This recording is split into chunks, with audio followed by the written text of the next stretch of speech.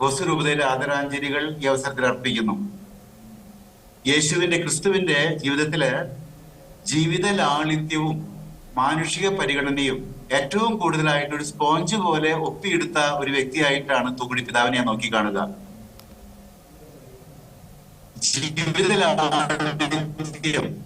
ഞാൻ ചെന്നൈ മിഷനില് ചാപ്ലിനായിരുന്ന അവസരത്തില് ഞാൻ ഓർക്കുന്നു, തൂങ്ങുഴി പിതാവിന് ഒരു പ്രോഗ്രാമിനായിട്ട് ഞാൻ ചെന്നൈയിലേക്ക് വിളിച്ചുകൊണ്ട് വന്നു. അയിനാവരം പാസ് സെന്ററിൽ വന്ന തൂങ്ങുഴി പിതാവിന് അവിടെ ചെന്ന് പള്ളിയുടെ അടുത്തെത്തി തൂങ്ങുഴി പിതാവിനെ കാണുന്നില്ല. ഞാൻ നോക്കിയപ്പോഴ് ഒരു ചെരുപ്പ് പുറത്ത് കിടക്കുന്നുണ്ട്. പക്ഷെ ആ ചെരുപ്പ് തൂങ്ങുഴി പിതാവിന്റെ അല്ല എന്ന് ഞാൻ കണക്കൂട്ടി. കാരണം അതെല്ലാം കീറി പറഞ്ഞ നൂലുകൊണ്ടൊക്കെ തുന്നിച്ചേർന്ന ഒരു ചെരുപ്പാണ്.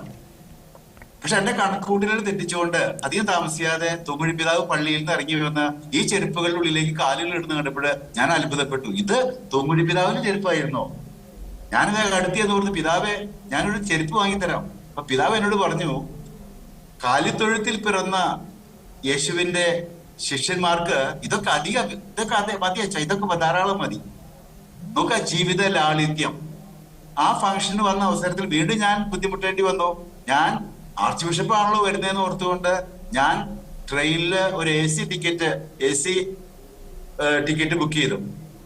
തൂങ്ങുഴി പിതാവ് പറഞ്ഞു, എനിക്ക് അതൊന്നും വേണ്ട, സാധാരണ ടിക്കറ്റ് മതി. ഞാൻ വീണ്ടും കഷ്ടപ്പെടേണ്ടി വന്നു. ഞാൻ ഓർക്കുന്നു, വർഷങ്ങളേറെ പിന്നിട്ടെങ്കിലും യേശുവിന്റെ ആ ജീവിത ലാളിത്യം സ്വന്തം ജീവിതത്തിലേക്ക് പകർത്തിയ ഒരു വ്യക്തിയായിരുന്നു തൂങ്ങുഴി പിതാവ്.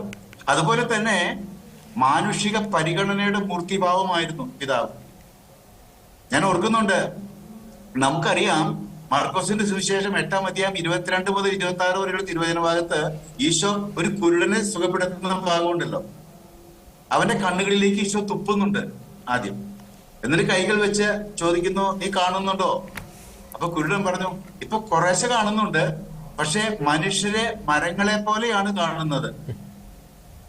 ഈശോ വീണ്ടും അവന്റെ കണ്ണുകളിൽ കൈവച്ചുകൊണ്ട് അവന് പൂർണ്ണ സൗഖ്യം കൊടുക്കുകയും അവൻ മനുഷ്യരെ പോലെ കാണാൻ വ്യക്തിയെ മാറുകയും ചെയ്ത് നമ്മൾ തിരുവചനത്തിലൂടെ അറിയുന്നുണ്ട്.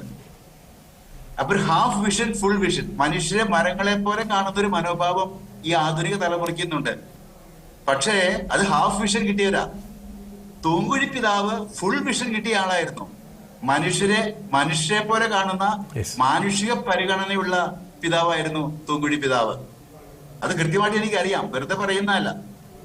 ഞാൻ ചെന്നൈ മിഷനിലെ പ്രശ്നങ്ങളൊക്കെ ആയിട്ട് ചെന്നൈയിൽ നിന്ന് ട്രെയിൻ കയറി തൃശ്ശൂർ ട്രെയിൻ വന്ന് ഇറങ്ങി തൃശ്ശൂർ ആർച്ച് ബിഷപ്പ് ഹൗസിൽ ചെന്ന് തൂങ്ങുഴി പിതാവിന്റെ മുറി ചെന്ന് ഇരുന്ന് സംസാരം തുടങ്ങുമ്പോൾ തന്നെ എന്റെ പകുതി പ്രശ്നങ്ങൾക്ക് ആശ്വാസമായി.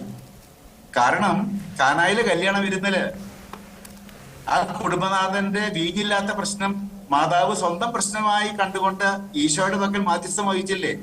അതുപോലെ തൂങ്ങുഴി പിതാവ് മറ്റുള്ളവരുടെ പ്രശ്നങ്ങള് സ്വന്തം പ്രശ്നമായി കണ്ടുകൊണ്ട്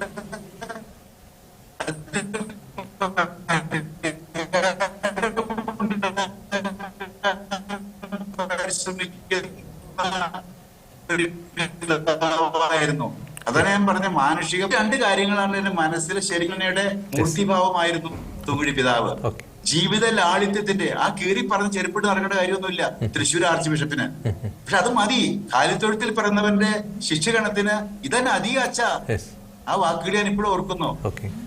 നമുക്ക് തൂങ്ങുഴി പിതാവിന്റെ ഈ വിയോഗവേളയില് പിതാവിന്റെ ആത്മശാന്തിക്കായിട്ട് പ്രാർത്ഥിക്കുന്നതോടൊപ്പം ഞാൻ ചിന്തിക്കാം, പിതാവിനോട് നമുക്ക് മാധ്യസ്ഥ അയച്ച് പ്രാർത്ഥിക്കാനും സാധിക്കുമെന്നതാണ്.